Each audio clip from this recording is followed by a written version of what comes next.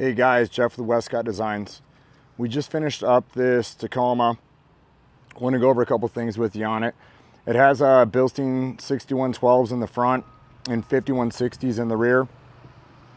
We also did a set of camber upper arms on it here. This also has our 1/2 inch top shim here. It has our lower collar on it. Let's see if we can see that down here. Our lower collar. We set the driver's side on clip number 3 and the passenger side on clip number 1. And then in the rear, what we did on this truck with the 5160s, it has an Icon RTX spring pack with all 3 springs in it. They call it, I think, a level 3 or the third.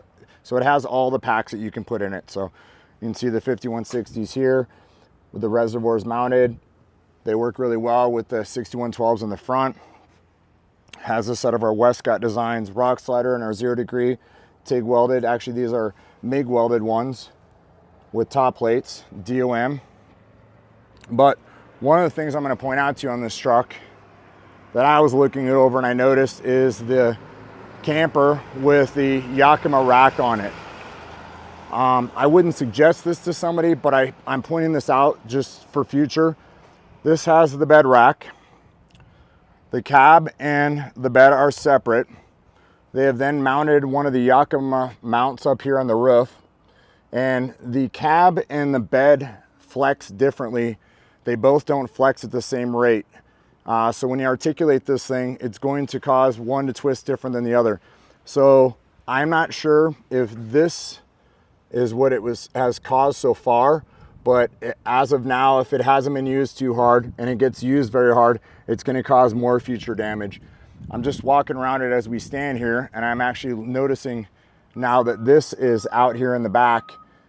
There's some things I can tell you that with the tension that goes on this, it's going to cause other damage unless this thing is allowing the tent itself to flex.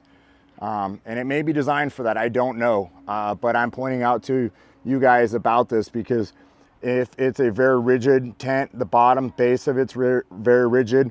If it has internal supports inside of it, not just parallel down the sides here, but inside of it, it's going to cause something to break, or it's going to cause the roof to buckle right here, or it's going to cause more than just these marks over the course of a period of time. So you want to keep things separate, and you want to leave about a 1/2 inch of distance between the roof, whatever you do. If you have something that goes from the bed over the cab on your vehicle, you need to leave at least a 1/2 inch of gap.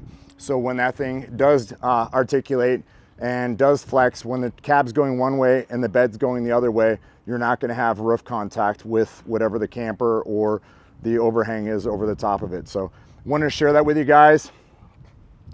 This is a good example. And then also just share with you the suspension. This still has the stock tires on it as of now, but it does work. And I think maybe they'll switch to some other tires, but it came in just for the suspension, and it had our rock sliders already on it, and I wanted to go over some of this other stuff with you. So again, thanks you guys for watching. We'll talk to you here soon. Bye-bye.